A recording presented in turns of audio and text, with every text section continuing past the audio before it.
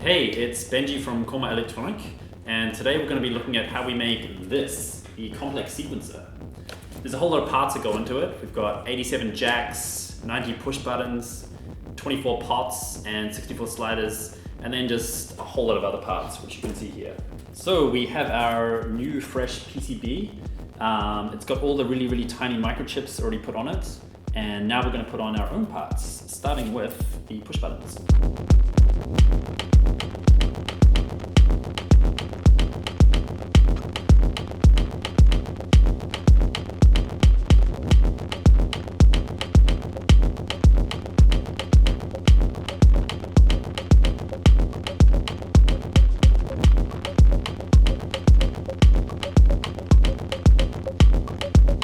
And now all the faders.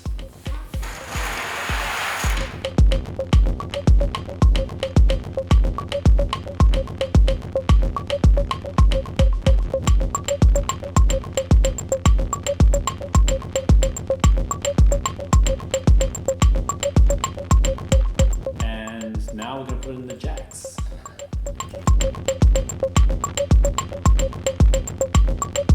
And now I'm going to put this plate on and screw it down a little bit so that all the jacks don't fall out when I turn it over.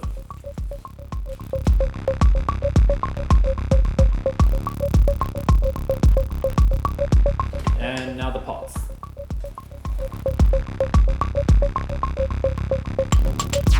Okay, now we have the last few miscellaneous pieces. We have the DC jack for power input. We have MIDI in and MIDI output jacks, and a rotary encoder for selecting which CV recorder channel to record on, and then 8 of these slide switches, and they are for selecting the quantizer mode and also the voltage output range. Alright, so here we have our mostly completed sequencer board, and we're just going to power it up for the first time. And it didn't explode, awesome. So now we're going to computer program the microchips, and there's 7 of them to do. So starting with sequencer A, and we're hackers, so we use the terminal. And basically each of these 4 chips controls the sequencers, one for each of the 4 sequences. So the other chips that we're going to do is we're going to do the lookup tables for all the quantizers, and we're going to program the MIDI for the MIDI in and out functions, and another chip for the CV recorder. So now we're going to set the external voltage regulator for the quantizers, and this is a very important part, and we're using a very precise voltmeter. It's a little different to the average voltmeter that you'll find at your local electronics shop. It's very precise, down to 1/10 of a millivolt. And this helps us to have very precise quantizers. So let's go ahead and set it to 5.12 volts. So we have what should be now the perfect quantizer table, but of course, because we don't live in the perfect world, there's going to be some small discrepancies. So having a look here on sequencer A, we see that it is down 10 millivolts. It's not a lot, but we still want to get rid of that. So we're going to actually make a custom quantizer table for it. So on the voltmeter, we saw that it was 10 millivolts down, so we're going to add 10 millivolts. And on the lowest note, so the first note, we see that it is 4 millivolts down, so we're going to add 4 millivolts. And then here we have our customized table for the 5 volt range, for the 2 volt range, and we're going to insert that into a custom code and then reflash it.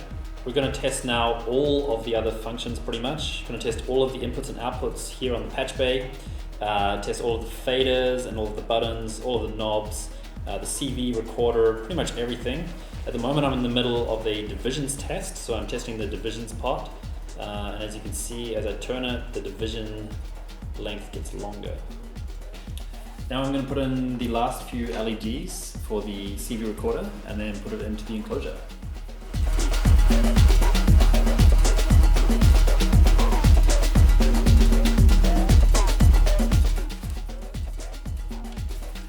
Now we're going to put on all of the nuts and the knobs.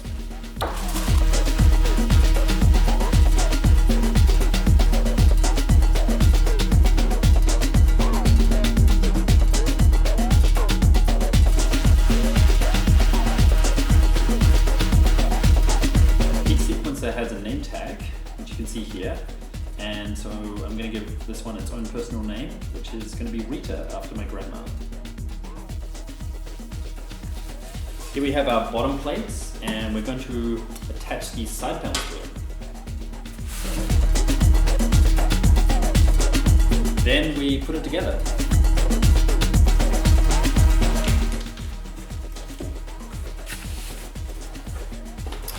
So here you have it, a fully assembled complex sequencer. Easy, huh?